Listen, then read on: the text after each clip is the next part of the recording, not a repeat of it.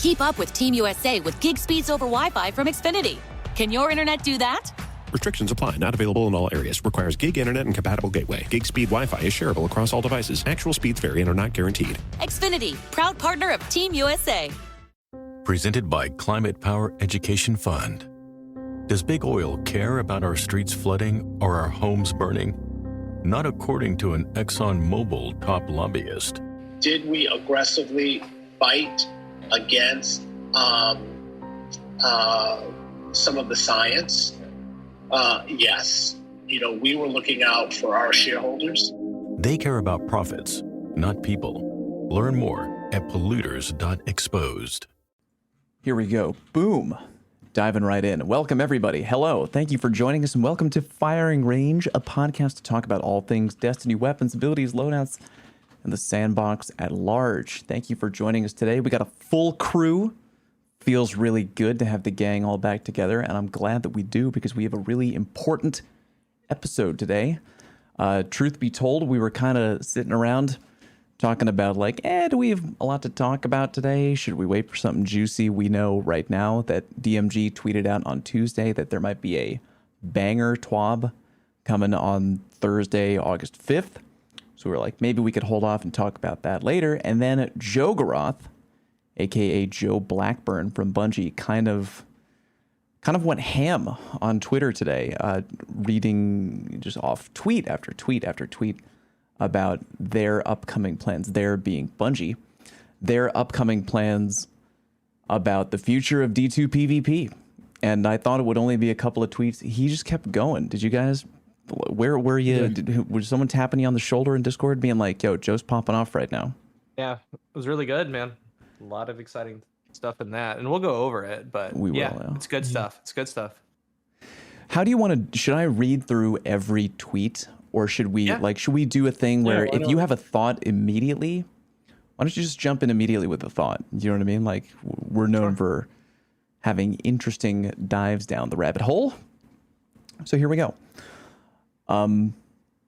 Tweet number 1 from Joe Garoth. Ahead of the showcase this month, he's referring to the upcoming showcase, which I think is happening on August 24th, 24th, I think. Yeah.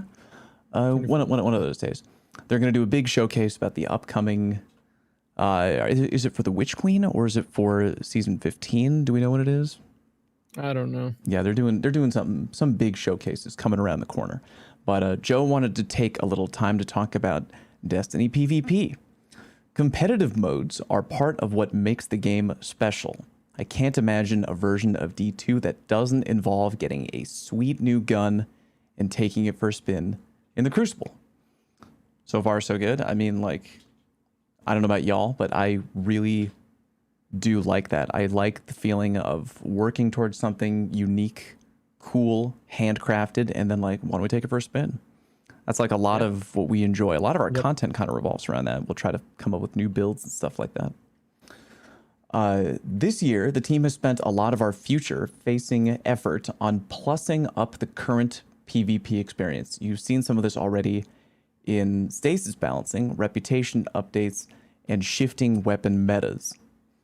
Next season, you'll continue to see this effort with not only changes to 3-peaking, but also what the team has been planning for the revamp of Trials of Osiris. Tune in on 8/24 for more info. Anybody, thoughts so far? Well, I mean, first thing, it's so nice you easily forget, dude. It's so nice not having stasis every game, man. I mean, it really is. I enjoy stasis, but the dust fields, I mean, the shurikens, we can all kind of admit here, it was a little out of hand. So it's good. So they said this year they've been working on these things. They pushed this patch, if we remember correctly, they pushed it before the season or mid-season. And they don't usually do that because the Crucibles needed some help. But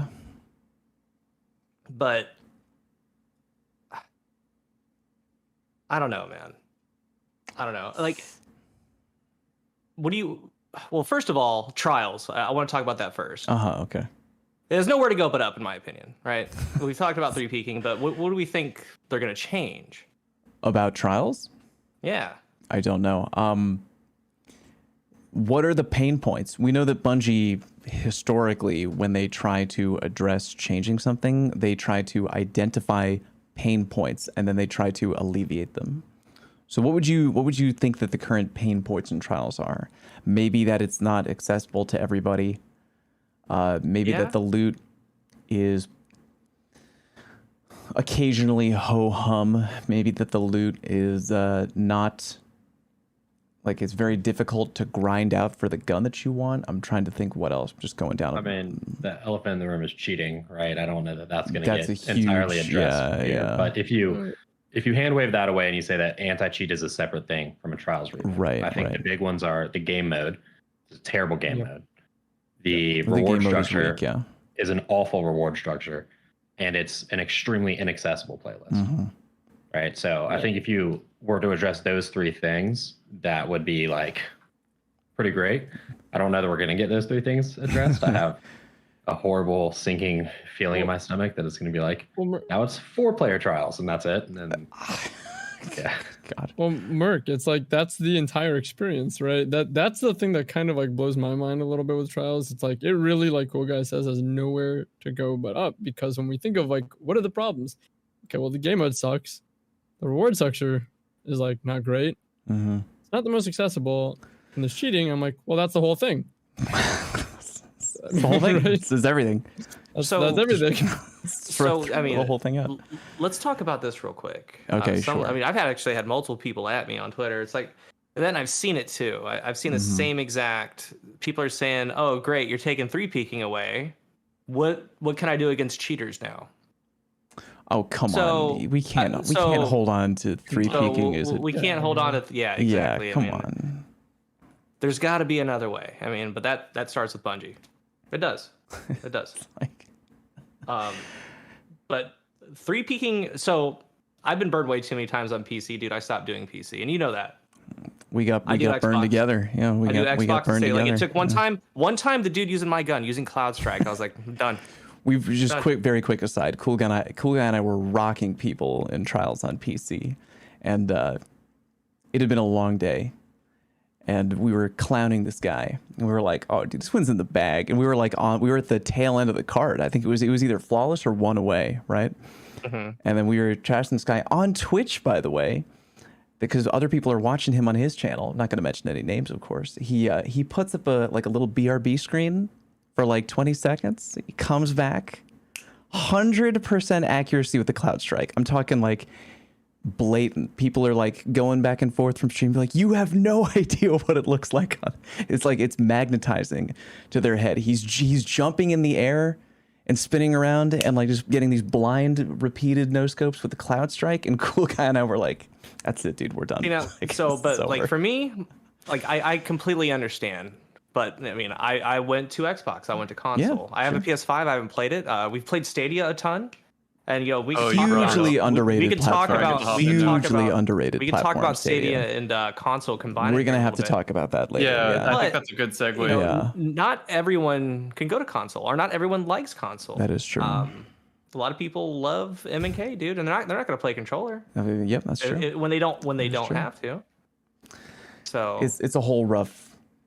It's very rough, but I am interested to see what Bungie is going to do to alleviate the pain points of Trials. But I think we're all in agreement that there are many pain points. There are many, and they are large.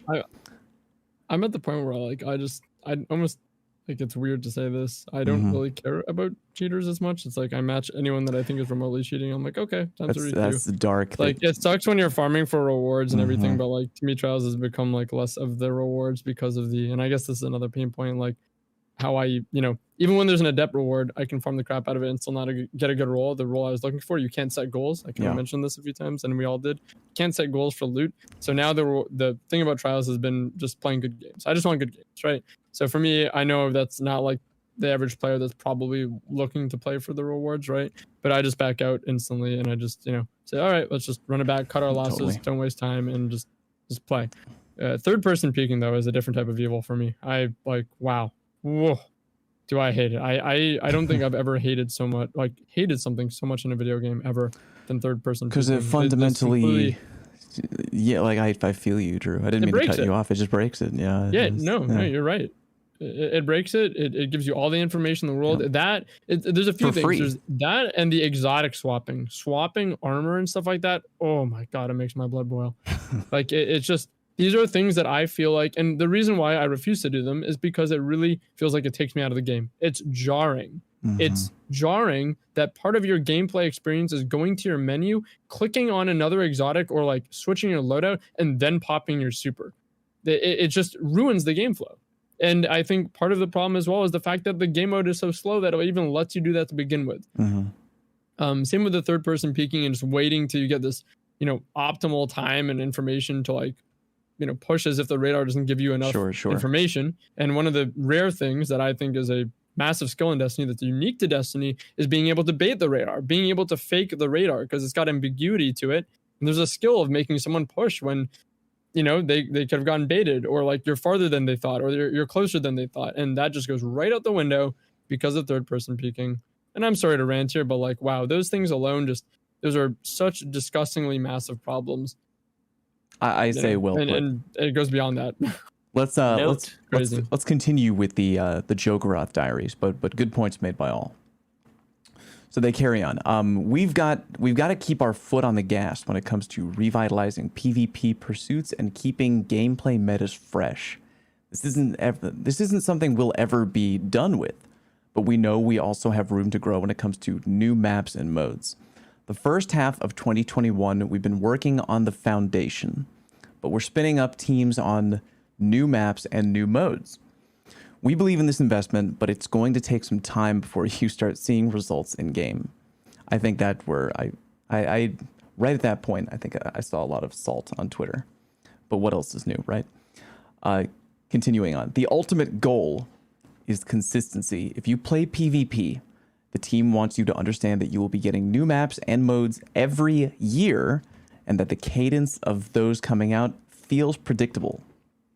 But in order to get predictable, we need to open the faucet again. New maps will take time to get right. So to open the faucet for Season 16, the team is working on porting 2 vaulted D2 maps to be compatible with our engine updates. When we upgraded our engine with Beyond Light, it means we had to hand port all of our D2 maps and modes. So while it may seem from the outside like we're just pushing a button, there is a significant lift from the team to get more of this content back into the rotation. Before we carry on, that is a big chunk of words that I've thrown at you. How do we feel about that portion of what Joe is talking about? It's kind of a never-ending process. They want to do new modes, new maps every year.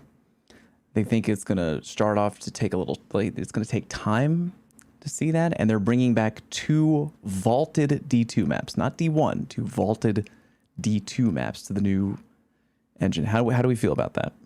I think it confirmed something that we had all suspected, which was that there wasn't really an effort going on behind the scenes on PvP. Right. And I say that because he used the term turn the faucet back on. Right. And I think what happened was a number of things. I think that there's a good chance, and this is just, a hypothesis, that a lot of their PvP people went to work on the new IP, right? That's in incubation. I think that drained the teams. I think they shifted to a renewed focus in PvE as kind of their bread and butter. Right. They put a lot more artists and people working on that stuff instead of building new maps, building new PvP stuff. And then third, I think when the pandemic hit and they had to go home, it's really amazing what Bungie's been able to do, considering that they are working almost entirely remotely in the middle of a pandemic. I would agree. That cannot be overstated. I think that came at a cost. I think they sacrificed PvP and Gambit to continue to create excellent content for PvE. And so I think when you combine those 3 things, with what Joe said, he was being honest. Like, we might have had a team working on Sandbox and we might have had a team working on Trials, but like, we really haven't had anyone else working on PvP. Yep. And now we got to get the gears, which are kind of rusted. We got to get those turning again. And it's going to take a little bit of time. So here's some stuff to hold you over. In the future, we want yearly PvP releases for you, but it's not really going to happen this year because we have, they're just now hiring people. They're just now spinning the wheels up. And I'm picturing in my head being like, okay, like if there was like a restaurant with multiple areas of the kitchen, right? And maybe they have like a really dope smoker area, like a cool barbecue smoked meat area in the back. And they're like, all right, we want to like, we haven't smoked anything in a while. We haven't done our barbecue. We've been doing all service in the front. All right. We want to make sure that there's new awesome meat coming out of the back of that smoker all the time. And that's going to happen. We're revitalizing the menu. But before we do that, we've been using the whole thing as a storage closet. No one's cleaned it out in a year. So, so we have to clean it out first. And we don't have a pit master who knows how to use it. So we got to go hire that. So we're going to go hire a couple more people to work the smoker. Yeah. So I don't think, like, I mean, we know how, you know, it's not that we're like, Bungie doesn't work. They're all living high on the hog with their feet up on their sofa. Like, no, they're working. It's just that the way that they've very clearly been dividing their resources and their time hasn't been to every aspect of PvP. I'm glad they've been working on, you know, the weapon. I think weapon-wise, you know, aside from the fact that Trials is a hot mess, aside from the fact that Drew is up at night thinking about 3-peaking, I think like weapon-wise and like class-wise, like sandbox-wise, I think the foundation is looking good. Like I like the weapon meta that we're in right now. There's frustrations to be sure, but like I think they're moving in the right direction. But now they have so much more to do.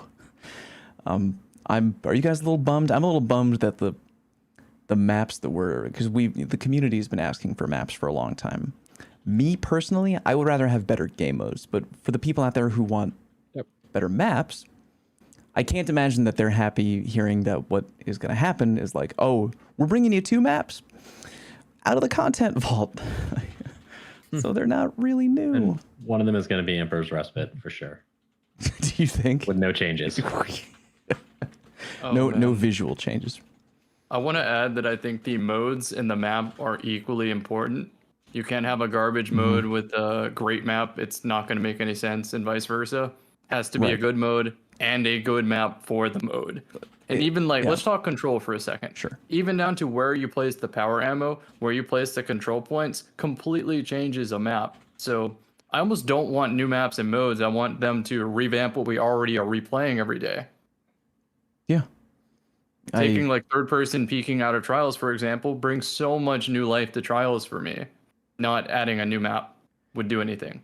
Cammy, to me, it's like putting a brand new chandelier in a haunted house, right? Like, sure, not bad, but there's other things that we need to work on there. But yeah, if the people out there are looking for new maps, I hope that eventually they get what they're looking for. But I can't imagine they're doing backflips right now. What do you got, cool guy? The entire thing from Joe here, dude. Like, I needed to hear that because before there were questions, I'll give it to you. There's no more questions, right? There's a crowd out there, and I see it all the time. And even people, well, why did it take so long? Does it matter? Does it matter? Because they're doing it now. Well, it doesn't matter, because what if the actual answer is we didn't have the resources, we just didn't do it?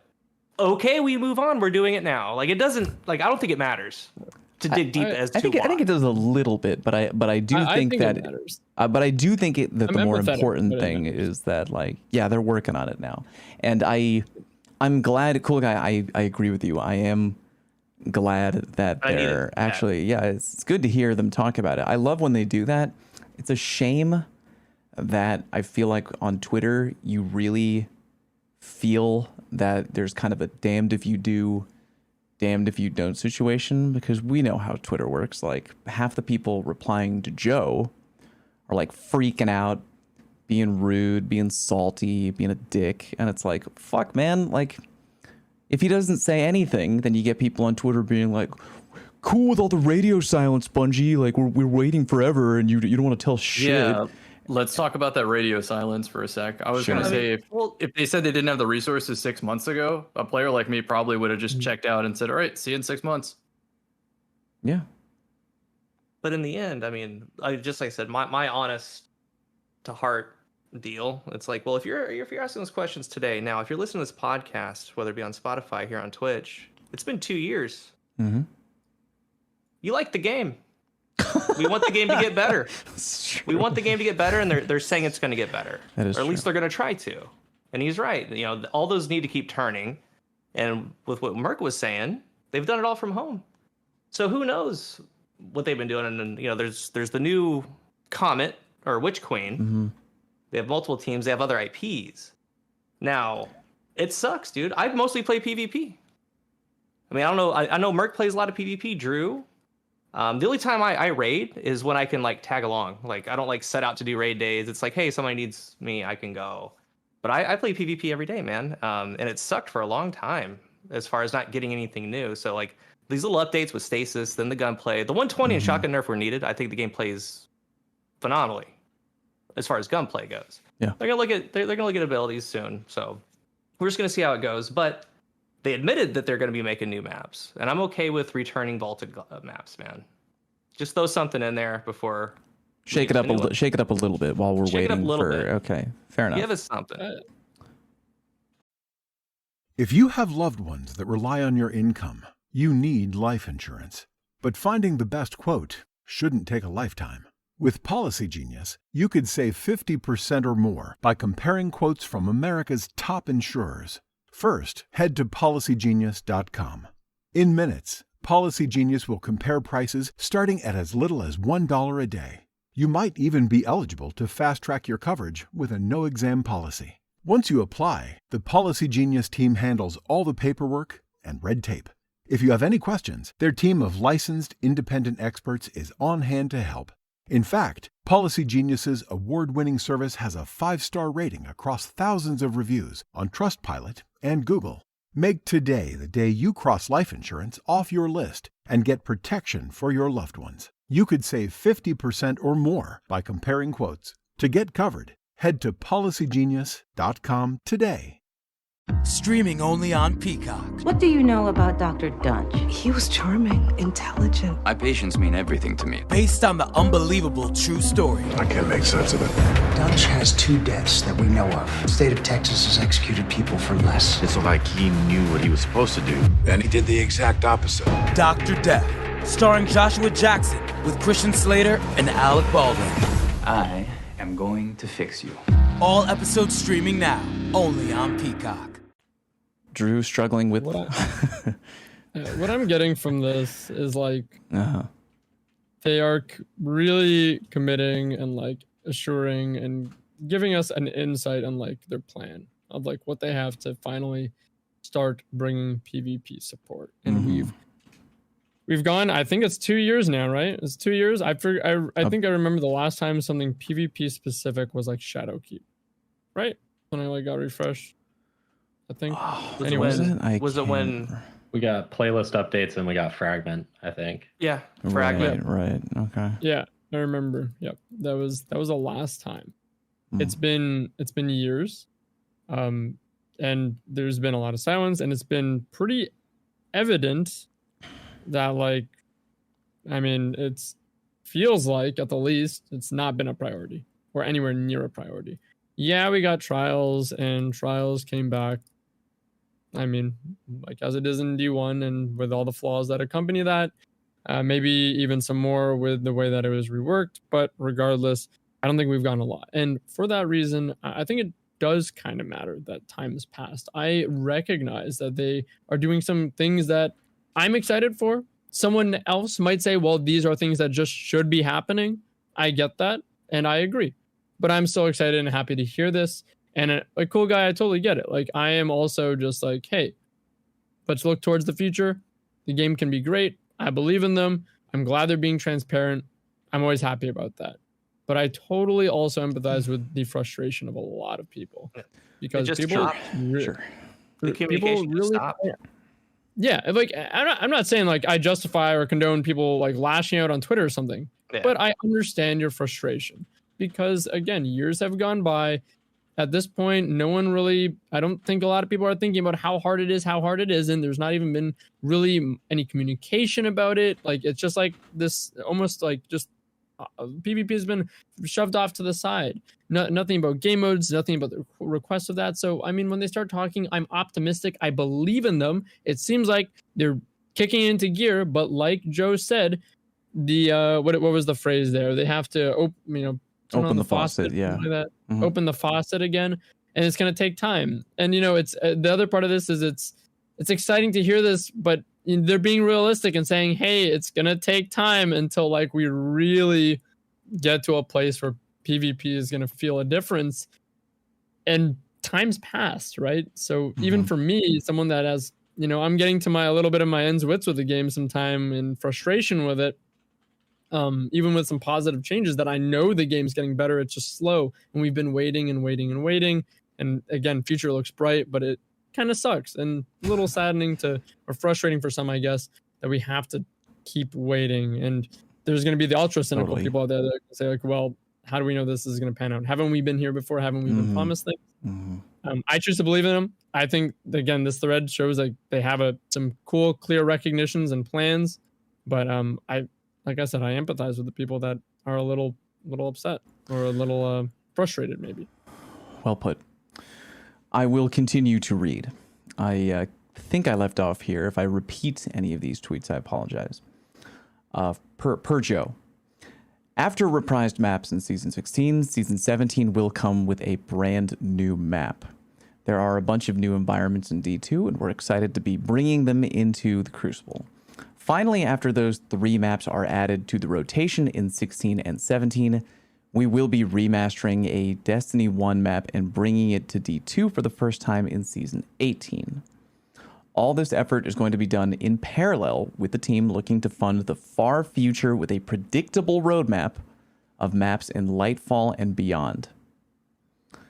Okay, so real quick on that little chunk, because when they throw around season numbers, I want to make sure everyone at home knows the timeline that we're talking about. So right now we are in Season 14. Season 15 is going to happen at the end of August, correct? And that is going to go until, I'm pretty sure, am I correct in saying 2022? Or is it... It's a long season, right? It's a long season because Season 16, I believe, is the Witch Queen. Yeah, and let's remember, they used to do it before the holiday. They used to do it before Christmas, right? But it got pushed back because of So they could have that time, and they can also right. Yep, and also look at the season because I mean, bugs happen over the holiday break. You got to send people in. I'm glad that's a good change. They have more hands on deck for these big releases. So we got Witch Queen in early, probably like what, January, probably, or probably early 2022. And then Season 17 is probably going to be spring 2022. So we are getting the D2 maps, the 2 D2 maps ported in with Witch Queen, right? And then a brand new map, spring 2022. And then... April, May, June. Yeah, right. And then Season 18, which is them doing a D1 map and bringing it into D2. That's Season 18. That's probably going to be like a year from now. Yeah. Season 18. Right. And then they're going to be looking to the far future with Lightfall, which I believe Lightfall is 2023. That's the year after the Witch Queen. It's great that they're adding all this stuff. It's just like, that's a really... It's cool when you look at it in terms of like, oh, see, this season gets something new, that season gets something new. But it's a really long time, though. That's spread out fairly thin. As long as Convergence goes back in the vault, I'm good with it. I was about to say that, cool guy. I was like, I think this is the most critical point of giving feedback before they throw all their eggs in this basket. I am way more excited for a map being removed than a new map being brought in. I might be with you there, Kimmy. Yeah, think about it. Like, they brought a new Trials map. Excellent. That's going to be fun for that weekend. But when it's Convergence, I'm not playing. Yeah. So true. When it's Widow's Court, I'm not playing. I'm out, dude. I'm out. I actually leave a couple matches or maps in quick play now because I just don't want to deal with it. They're not made for the mode. So Twilight Gap and Convergence, Orbit. Yeah, exactly. They just added the veto. They could bring 10 new maps. The veto and it's not thing? going to change. It's not going to change shit for me. What would make me happy is saying we're doing a playlist where it's just Endless Veil and Javelin 4 in control, and I'm like, oh, all right, this is awesome. This is good stuff. I'm in. 24-hour double EXP. Yeah, Endless Veil and Jab 24/7. Yeah.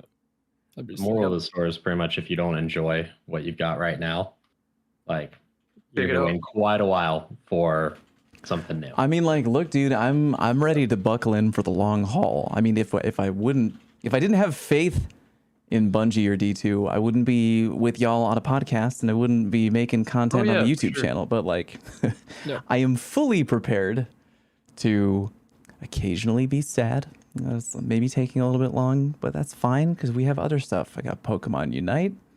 I got Dead by Daylight. We got Halo Infinite coming around the corner. Like, this is almost a Halo Infinite podcast episode prior to dude, it's like a pube away, Merc. So close. Yeah, who all I want played to it? add one more thing. I played it, dude. It was so fun. Oh, dude. I had such a great time with the Halo Infinite flight test. It's good, man. It was good. So good. Did you get in on the actual PvP, Drew, with the people? I did. Nah, yeah, me too. Nice. Sweaty. It was fun, yeah. It was sweaty, yeah. It was fun though. How it I had should some be. good games and some rough ones. I stuck at one of the maps. It's pretty bizarre. good. I'm terrible at. I'm bizarrely bad at it. So some food for thought on this map topic. Sure. When I boot up Counter-Strike, I just hop on Dust 2 because it's a familiar map. And over the years, they've just refined the map. They've said, all right, we're moving this box 2 inches to the right because it plays better. We're removing the ceiling here to add more grenade opportunities and that sort of thing. If that would happen in Destiny, I'd be so much more excited for that than a brand new map with a whole host of new problems or a potential for a host of problems. Yeah. And going back to what Merc said, I mean, PvE side, dude, with the cutscenes and the lore in the game, it's never been better. They're crushing it over there. Oh, yeah. It's never been better. On the PvE Our team, they're crushing it. Keep it up. So, I mean, if they put that type of nurturing care into the PvP side, they could crush it. I would be surprised if they put 1/10 of the nurturing care into the PvP side. And I say that not to be entirely insulting, but they're a giant company, man. They have 800 employees. And how many do you honestly think they're bringing on to work on PvP? Like, I can't imagine. They brought on 80, right? That would be a huge hire, and there's no way they're bringing on 80. There's no way. 10, maybe, right? Like, I think Bungie knows where their bread is buttered, right? I mean, like, I think, 100%. The PvE side probably much bigger overall. They know they have people out there who love PvP, and they don't want that side to suffer. I don't think they're going to have it thrive and flourish as hard as the PvE side, because that's a huge bar, right? Huge. You would need a game that would be built from the ground up to be a PvP machine. Like games like Overwatch, literally built from the ground up. We're going to build a competitive PvP game. I don't think that's what Destiny was. I think it's a pleasant surprise that the PvP is awesome, or I think it is an awesome attachment to a mostly PvE game. I would love to see a Destiny like PvP spin-off where it has all the greatest hit weapons as map pickups and stuff. Like, that'd be great. Oh. Hope for the incubation project, right? Sure, yeah. Fingers crossed. Let's move on to Joe begins to talk about things outside of the maps. From Joe, maps are only a part of the recipe here. We also know we need to support modes. There are 3 main efforts going on behind the scenes. First, the team is investigating getting Rift into D2 next year. It's been too long since we've dunked on Guardians. The Destiny sandbox is sped up in D2, so right now the team is validating that the mode still holds up with our new gameplay. Second, 100% going to be the new Trials mode. That would be that would be at least you have to move. Yeah, you have to move, and you have respawns, which is good. It makes it play like the rest of the sandbox does. I mean, I obviously I jest, right? But I would really love to see like potentially rotating. I would be down game modes for a bit, and I actually think that there's a chance with how fast it plays, Rift would play pretty well as a 4 or 3 man like competitive thing. People memed on it because like Rift was like silly, like because it's like an FPS game, right? And you're dunking and moving around really quick. But I thought it played great. I loved Rift. I thought it moved really quick. I thought it rewarded aggression and teamwork, and I just had fun playing it. I would not mind at all, especially with how Trials plays right now. What would you rather play right now? Would you rather play Team of Chaos Reach Warlocks hiding around the corner, floss dancing to peek the corner while they top off their geomag. You're making the geomags run though with Rift. What are you doing? Or would you rather go in and be, playing steal the bacon, dunk in their face? I'd be down. One of the few games where the objective could actually matter more than killing, right? Like you could win a game of Rift without getting a single kill if you played the objective well. It would be hard, but you could. Yeah, and people memed on it because it was so very often 6 stacks just absolutely dominating, like bad players, right? Because you couldn't flip the spawns because there were set sides and everything like that. People found out how to cheese it really quick, and then it became the favorite stat farming playlist in all existence, right? Yes. But if you actually look at it, like 2 competitive teams playing against each other in Rift was a sight to behold.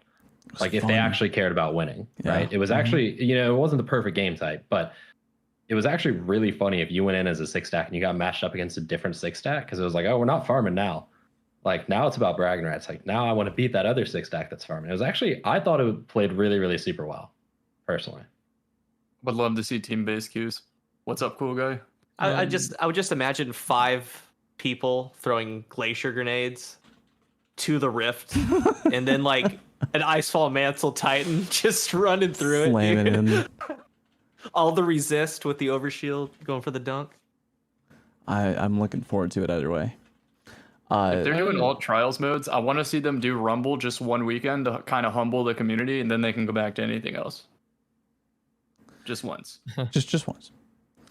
Moving on from. Oh, I'm sorry, Drew. Go ahead. Go ahead, Drew. I'm really excited about the game modes. Obviously, this is the thing I'm most excited about. Yeah. I'm just, I'm happy to see all of this. I really am. I believe in them. It's awesome. It sucks that it's going to take so long and we've been waiting for so long, but it is what it is, right? Future, it could be great. I hope it will be, and I'm here for it. But I really hope that they do these game modes right. I am so super crazy not a fan of kill scoring. I'm really tired of kill scoring. I can't say it enough how much I dislike it. Objective modes, you play the objective. Slaying is always a part of the game. That is how you succeed. You have to slay first in order to play the objective correctly. I hate to say it, spawn killing is a part of playing objective modes. That is a part of playing, like that's how you play it. That is how you play the game mode, is optimally predicting spawns while playing the objective and keeping players on their spawn and in suboptimal positions. Yeah. So I understand they probably don't want people like sitting there and farming KD or whatever and just farming players. I don't know what the solution to that is, but I just really don't want kill scoring to come back, or like in Rift. I always thought the base mode was really cool, but progress points, I'm like, progress points. It's either you scored or you didn't. Like, yeah. Like I don't know. I just never got that. I'm like, what? Drew, man, you gotta come play Pokemon Unite with me. You gotta play it, dude. It's like League of Legends Pokemon. It's got Rift vibes, dude. It's all about pushing into the. It's kind of like it. Like you push into their side of the map. You dunk. Progress points it's just all turns about into the, like it's all about sit in mid the with scoring, the bubble. man. Nobody gets the ball now. It's just like seems like a hand holding mechanic. Like it's just so odd to me. So I mean, maybe like I don't know, maybe like even if these game modes are coming out and to make it so that they play great, like maybe this is what goes in. They'll have an opportunity to be on as a rotator, and then you also put them all into like a revamped glory playlist. That could be cool. You're kind of setting the precedent, or maybe like in the glory playlist they won't have kill scoring enabled. When it's a rotator or like another playlist, it will, like, to maintain competitive integrity. I think that'd be really dope. So I'm hoping for that. Maybe some private match settings to turn on and off kill scoring, something like that. If they don't want people just left to be farmed for like 10 minutes, that could be cool. I'm just saying, like, I really hope that these game modes are done right to play well, or at least have the settings to do so. I would agree. And keep in mind, they can always add to it, like, because all we've really had is revives, right? But like the moment, remember how bad revives were? The shield and the immunity. And the immunity, yeah. So they took that away. That made that better. So like as it goes on with these new OBJs, like I really hope that they pay attention to certain things that could be built upon to be a little bit better and doesn't take a while to fix. Yeah. Also add oddball or you're a coward. Zone Control. Zone Control, Oddball, King of the Hill, Hardpoint, however you know King it of the is. Hill, yeah. King of the Wither Horde. Let's do it. I'm gonna love it. King of the Wither Horde. Moving on from Joe. Second, the team is working on multiple brand new modes for 2022. We aren't quite ready to spoil these yet, but we're excited to offer new twists and rules to the ways that you can make Shaxx proud. Finally, after the dust settles on the Trials update in Season 15, we want to look at what other broad systemic improvements the PvP ecosystem needs. We want to provide something on the scale of the Trials rework to players every year. So this thread has turned into a tweet novel, but I wanted to make sure we shed some light on what's going on behind the scenes here. Overall, we're still very interested in growing the amount of Destiny we make every year. One way to hold me accountable by looking at our careers page. We're looking for environmental artists, gameplay designers, lighting artists, and more to help improve our PvP output. We know you want more Destiny, and we are committed to growing the team that's going to make that possible. It's always risky to talk about what's in the oven as dates and specifics might change, but it's been a while since we talked about PvP, and we want players to know that we are working on content for all those Guardians who like to spend time with Shaxx and the Red Jacks. There we go. Needed to hear that. I'm titillated, color me titillated about the idea of providing, depending on how good the Trials rework is. If the Trials rework is great and they do something like that every year, so then if you look at everything from afar, we would have a good rework every year. We'd have new maps and new modes every year, in theory, once they turn the faucet back on. That sounds good to me. Again, I'm kind of bummed that it's taking that long, but I do appreciate that they're open and honest about it. I would much rather take the full transparency than them not saying anything because they're worried that, you know, Sammy Spaghetti Dick on Twitter is gonna, you know, meme him and be salty for, you know, we've heard this before, fuck you, right? Like I would rather them deal with the salt and be honest than just say nothing, right? I'll comment on that thought. Do it. So the most important thing I see there is broad systematic improvements to the PvP ecosystem for what it needs, right? Mm-hmm. And what that tells me is like the hardest pill to swallow in the Destiny community. Some look back at Destiny 1 as like this magical era of chaotic PvP, and it was fun because nothing was balanced, everything was crazy. Mm-hmm. But the reason that they think that is because everybody sucked at Destiny. Even good Destiny players back then suck compared to Destiny players now. We're just so much better at the game. We have so much information for people to gather on PvP and up their skill. And so we break the game on a regular, at least what it used to be. And so Bungie has to appeal to this. They have to design the game so that someone brand new feels competent, but someone who is an expert feels in control. And that's like an impossible balancing act. They can't really do it. And so they kind of give people what they want in waves, and it goes through this cycle the entire time. Like, people are now complaining about special weapons, yet before Forsaken, that's what should have saved the game in their opinion. So we're looking at another rotation here. See you in a year. I mean, Titanfall did a good job of doing what you said. The first one did, of making the gap between a brand new player and an average player was pretty small, but the gap between an average player and a great player was very large, right? Mm-hmm. Like, the problem that Destiny has is almost the opposite of that, right? Like, the gap between a slightly above average player and a great player is like, you know, it's there, but the gap between a brand new player and an average player is like massive. And so what happens is it's almost impossible to get new players to start playing PvP in the current state of the game, right? Like, imagine being a brand new player who's never touched this game before and just getting like tossed into Iron Banner. Like, you're gonna get slaughtered and you're gonna have no idea why you're getting slaughtered or how you're getting slaughtered or how you're getting killed. Like, people said this before, and it's not just true for PvP, it's true for PvE as well. The new player experience in Destiny is horrible.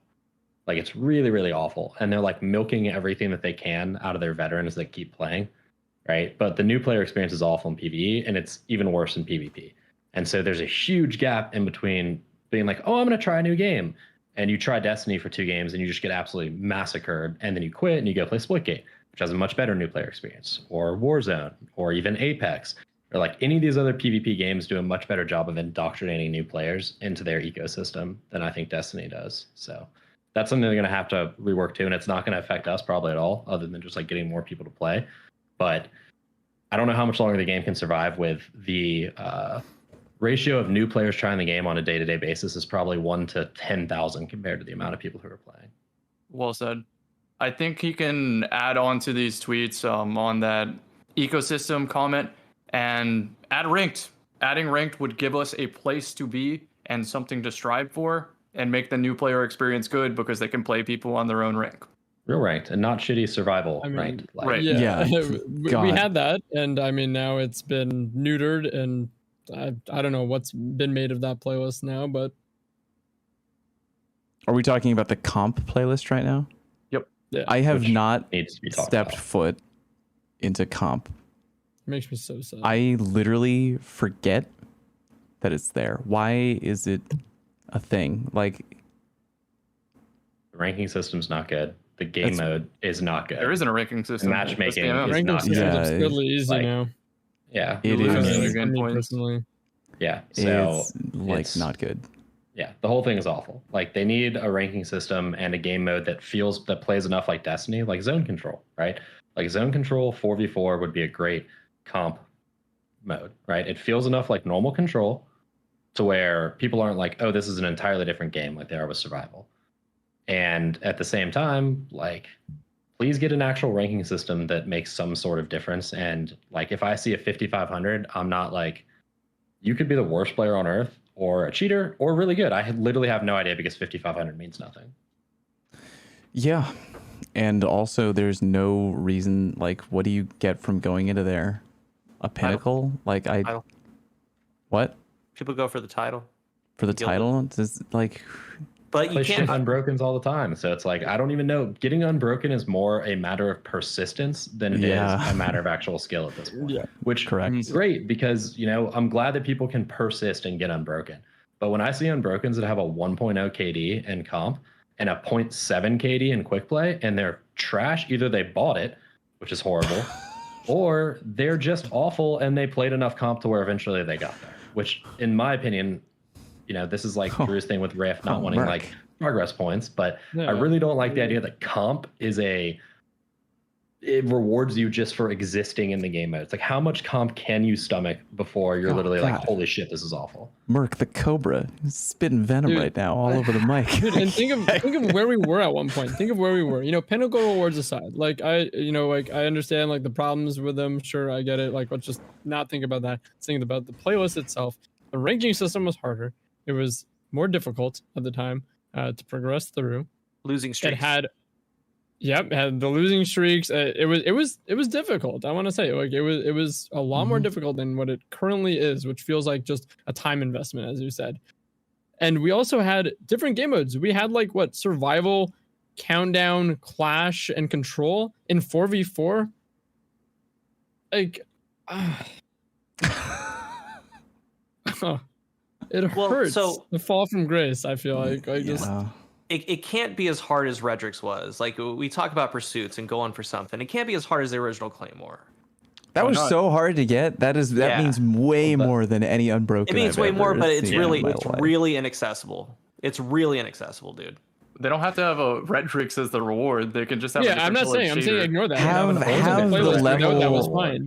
Have the level of challenge behind Redrix, and don't put it on something that can create FOMO in the sandbox, like a weapon. Put it on like a super rare emblem or title, something like that. You can do both. You can give a Redrix like reward for time in the playlist, right?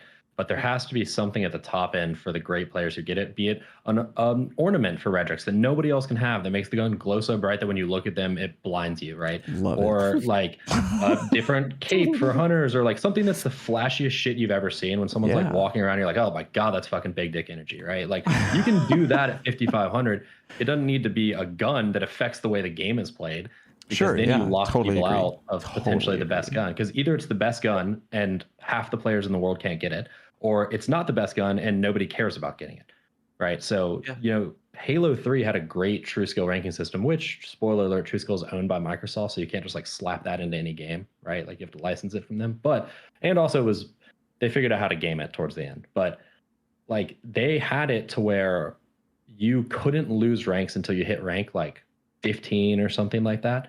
Now, you wouldn't gain points if you lost, right? So you still had to win to progress your way forward, but you didn't lose points. So what it did is it like kind of congregated all these not so great players into like a big bubble at the bottom, which made them all feel great because they're all just playing against each other and having a good time. But then the good players like accelerated really quickly out of that and started matching against each other. You can put a reward in there that's like play 100 fucking games of comp and you get yourself Redrix V2 or whatever. Get to skill level 5,500, you get this badass ornament for your Redrix, right? And then you're going to motivate players to play, but at the same time, you don't force them to be good. But the skill should still mean something. Like getting to 5,500 should still be impressive. It shouldn't just be like when you see a 5,500, you should be like, that dude's either a cheater or he's good. You shouldn't be like, how much time did you spend in comp this season? 200 games with a 0.4? You know, that's a 5,500 well earned. With MailChimp, you get a whole lot more than a URL. You get an all-in-one marketing platform to help drive sales. That means you can connect your data to make more informed, smarter decisions. And you get powerful automation tools like our Customer Journey Builder to ensure you never miss an opportunity to turn shoppers into loyal customers. So if you're ready to integrate your marketing and boost sales, get started today at MailChimp.com/smartmarketing. MailChimp, built for growing businesses. Minute Maid slushies are back at McDonald's. And if you'd like to thank me for that information, I'll gladly take a slushie. It's more than a drink.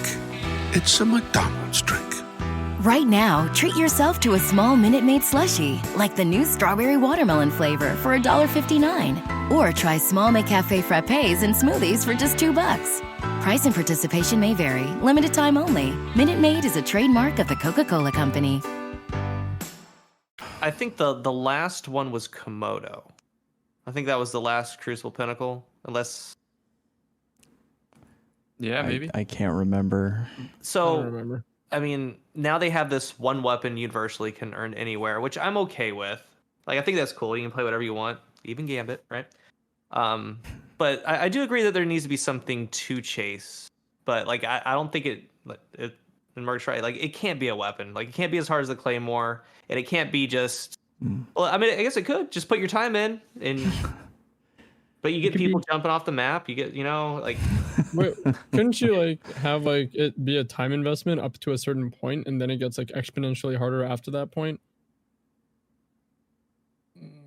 I think I hate the slippery slope fallacy, but there is a slippery slope there, right? Of like what happens for like new players who come in and it's impossible for them to get a gun 4 seasons down the road or something like that. Oh, no, I'm not saying tied to a weapon. I was just saying the ranking system as a whole, like just on pure difficulty of the ranking system. Like what if like up into 2100 or something like that? It's like more of a time investment and progression. And then after that point, 21 to 5500 is like, okay.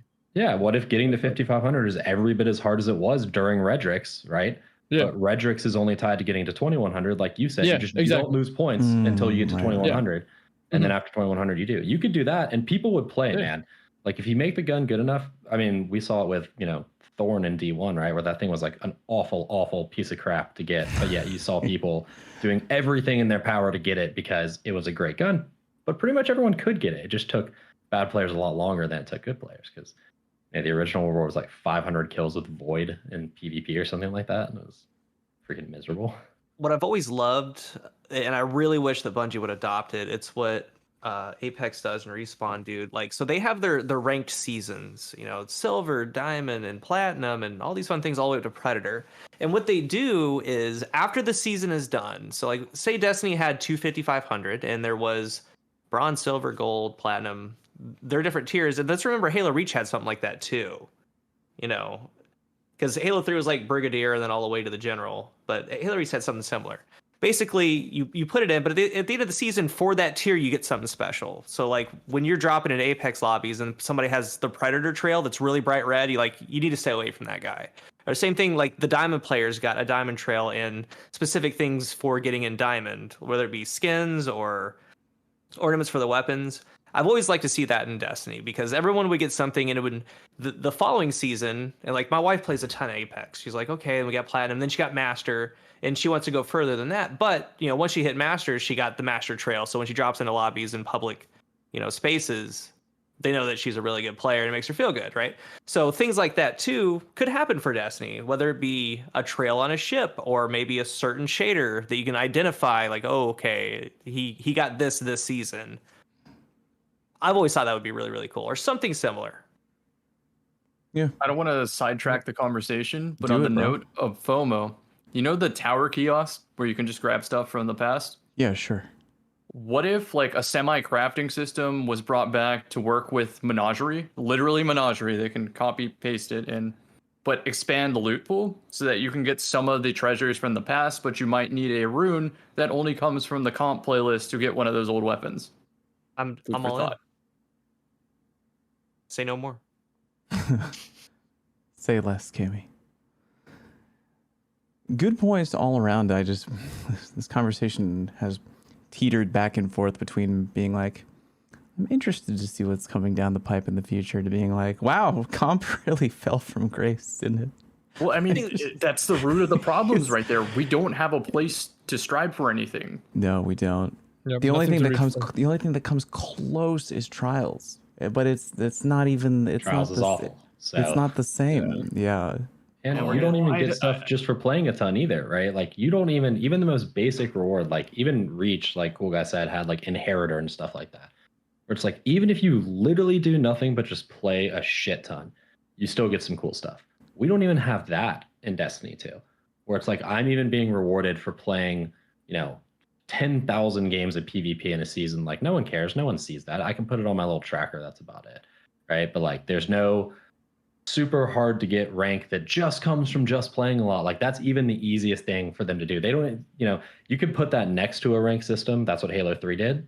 Worked super, super well, right? Like you could never step foot in a ranked match and end up like a grade 5 private or something like that, which is so freaking impressive. If you ever saw that, you're like, holy shit, this dude played 50,000 games and never played ranked once. Like that's really impressive. GG. But even in Destiny 2, we don't even have that. What do you get? You get Valor that you have to reset every 2,000. Like, just let my Valor go up infinitely. I want people to see that I have 28,000 Valor this season. I don't care about resetting it. So. Oh, God. I'm not going to use that Pepper Sting anyway. And it's just awesome because I have to go back to the tower. I mean, the whole thing is just... So, remember in the past how Bungie was seemingly very reluctant to separate PvE and PvP sandbox? But sure. Recently, in the last year, we see things like Stasis completely be different in PvE and PvP. It's happening a little more and more, yeah. I feel like they're reluctant to split the identity of PvP for casual and competitive. Kind of like PvE and PvP in the past. I would love to see a more watered down PvP, a more controlled PvP in a ranked environment, and then let the new players have their fun in the quick play playlist with the whole sandbox. Yeah. And not just the curated one. You can choose from blue weapons and blue armor. That's all. Even that would already be a significant improvement down to the cooldown amount. It would have some cost on stats too. It's all worth a try. White weapons and white armor and unleveled guardians who have no abilities. That might be pushing it too far, but you're right. It is true skill. I mean, even lowering the aim assist stat on some guns would help a lot. Imagine the breakdowns of that. All right, the Psy Umbra 7 has 14 aim assist. You don't need to be using that one. I mean, they could do that season to season too. It's like a new offering of those kind of things. I mean, back in the day, we used to use the Allegro and the Aachen because they were rare weapons, but outperformed the legendaries. Mm-hmm. And the Azimuth D. That is true. Mm-hmm. Kill clip on a 110. Yeah, I said it. A 3-tap. 110. Finally, if you care at home, and judging by the Gambit play numbers, you probably don't. Joe threw in one extra tweet regarding Gambit. Didn't want to derail that thread. Long term, this is Joe, by the way, we want to get people working on new maps for Gambit. Currently, we are playtesting all up Gambit Foundation changes for Season 16, which again, Season 16 is the Witch Queen 2022. Focusing on heavy ammo econ, Primeval Fight Invasion, Cadence Power, and more. How thrilled are you on a scale of 1 to 10? Merc is already shaking his head regarding the upcoming potential changes to Gambit. Well, if they put something like bottom dollar in there, I mean, like we can say it broadly. I'm like, I don't really care. But then again, you have something like bottom dollars, like because back then, dude, The community will do anything. It was a thing to get. It was for good so. loot. I mean, anything. If I have to go in there and you're changing it up, make it worth our while. thank you. You know. Yeah. I feel like half the problem is I have no reason to go into Gambit. It started with the sleeper. Just get rid of 2 years Gambit, ago. man. The whole thing just needs to go away. Do something else. Use those resources to build PvP stuff. Like, you're going to get much better return on your investment from that in terms of player retention and community happiness than anything you could possibly do to Gambit, short of like an entire rework of the way the game mode works. Like, you give us 2 new Gambit maps, right? And that means we get, let's just say, like 1 less Crucible map. I doubt it equals out that way, but right? Like, let's just say I get what you're saying. The community is not going to be as happy with 1 more Gambit map as they would, or 2 more Gambit maps as they would 1 more PvP map. So, like, just cut the losses on that thing, trim some of the fat in the game. As someone who used to enjoy Gambit a lot and thought it was a really cool game mode for a long time, I loved the speed element to it. It was like whichever team could like burn through everything quicker. It was really interesting, but it's sat on the shelf for too long. I think it really died when the Invader became really OP, dude. The I know Invader a lot of my is friends. the most important thing. Yeah.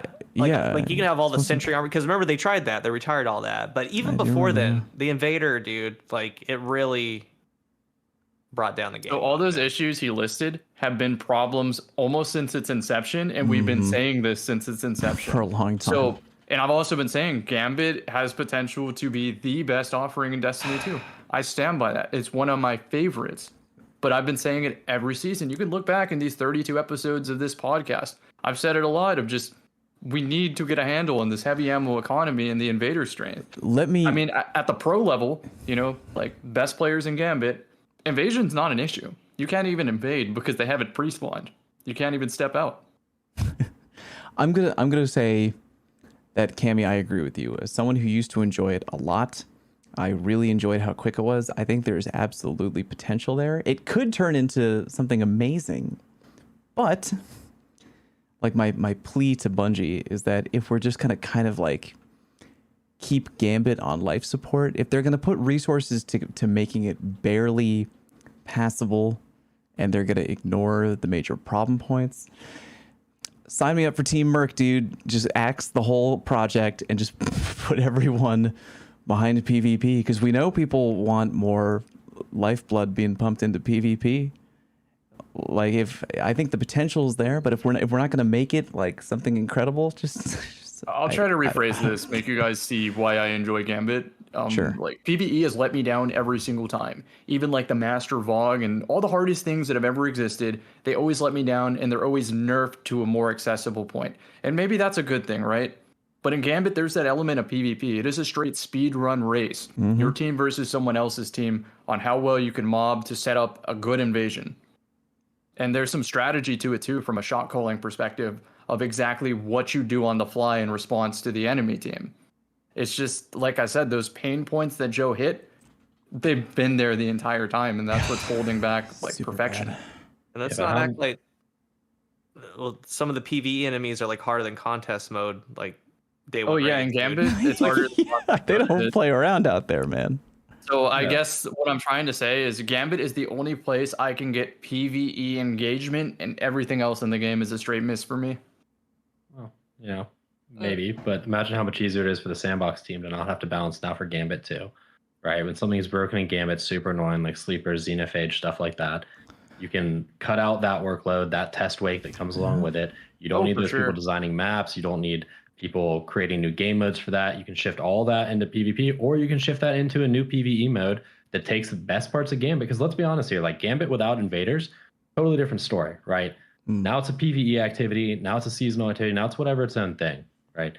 You could roll what's good about Gambit into a PvE activity and probably make a lot of people really happy and worry way, way less about the sandbox bounce nature of it and free up a ton of workload for other people or for other aspects, right? So I'm not saying you have to like burn Gambit to the ground and incinerate every aspect of it. It was a cool experiment. Yeah. But it was an experiment and they never iterated on it. And so now it just languishes. And to be quite honest, like I think it's probably the least popular activity in Destiny. If you look at Strikes, PvP, and Gambit as 3 separate things, like I can't imagine the Gambit is doing too hot.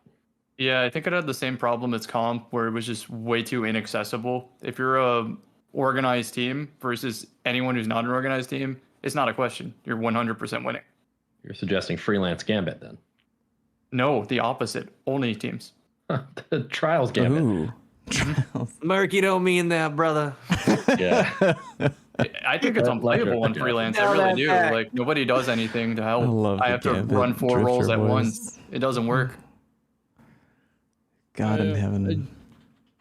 I generally agree with like all the opinions on Gambit that we've talked about. I think the one merit of Gambit is like it's this blend of a mode that's like not quite as threatening because I guess it's quote unquote mainly PvE with a splash of PvP. And it's pretty on rails, right? Like even when you invade, like you can see everyone. Like, but I think that the merit in it is being a mode that can take newer players that's less threatening and potentially get them invested, or rather, wrong word, interested in PvP, and then they segue to PvP. So I think that's maybe where the value is of that mode. Just like, again, I agree with all the problems with it. Like we've talked about it so much. I love the idea, so many problems. I agree entirely, but I think that the one thing that keeps it from like, oh, just take out Gambit is that it does seem like that mode that allows that's less threatening, that allows newer players to like potentially start getting interested in wanting to go play PvP, especially when there's no SBMM right now. So yeah. Do we have any final thoughts? I know we all agreed that we were going to keep today a short one. We got a short podcast up for you, y'all at home. But we hope that you enjoyed the conversation. I know that I speak for me when I say that I was very interested by everything that Bungie and Joe kind of talked about today on Twitter. I think there's a lot of potential for good-ish in the future. I wish it were coming a little sooner. I understand the situation, but I'm in. We're still here, aren't we? We're still here, dude. I'll still be here. I believe in playing. That's right. I believe in Harvey Dent. If the last two, I don't know if that's the example you want to use for that. Bad example. You would. Yeah. You would. Like I said, it's sad that it's like, in a way that it's taken so long, and we all understand the shortcomings, but it's kind of like, oh, we're finally here, and it's like, yes, it's gonna happen, but it's like it's gonna take a long time, and it's like it's only sad because I'm excited, and I'm willing just at this point just, hey, it's done is done. It's happening now. This is the outlook of the future. I'm happy to be here. I'm gonna be here, and I believe in their team, as I always have, and I don't know, I'm here for it. So. Yeah, I'm gonna go with your Harvey Dent thing, and I'm gonna say you either you die a dredging or you live long enough to see yourself becoming unbroken, right? I think that says it all. Well done, boys. We're gonna go around the table, let everybody at home know where you can find us when we are not here on the show. But first, message from Cool Guy. I just want to say one more thing. Like I said, man, like I'm really like I needed that from them, because for me now, I mean, for the past 2 years, it's been stagnant, right? It's just been like a little puddle of water, stagnant. But they started hitting us heavy with some of these stasis updates. Honestly, the 120 shot in the shotgun nerf was big for me. But as it goes forward, yeah, maps are good, but playing within the maps, dude, like they're talking about abilities being changed and possible subclasses or retuning, right? Whatever happens down the road, like I think that's just as important to keep it all fresh and lively. So like, but with what he said today, needed to hear it. 1000%. I'm glad that they did. Cool Guy, tell me one more thing. Yes. Where can the people at home find you? Well, Cool Guy Games on Twitter and YouTube, and on Twitch, I am Cool Guy Games. You see that? That was a goddamn transition, by the way. Yeah. Top tier. You can't teach that. Cammy, where can the people at home find you? Twitch.tv/CammyCakes. I'll just do that one for now. Thanks, everyone. Fair enough. Drew, where can the people at home find you? I'll take a cue from Cam and do the same thing. Twitch.tv/Drewskis. Merc, how about you, buddy? Where can the people find you? I'm on Twitter, Mercules904, and I'm on the Destiny Massive Breakdowns podcast, wherever it is that you listen to podcasts. There you go. Breaking the chain. Don't plug one thing. Come on, what are we doing out here? I got two things, man. I'm not big like you guys. I gotta take every view I can get. YouTube.com/FalloutPlays, Twitch.tv/FalloutPlays, Twitter @FalloutPlays, Patreon. No, I won't go that far. OnlyFans. OnlyFans. Grindr. Thank you all very much for joining us live on the Firing Range podcast.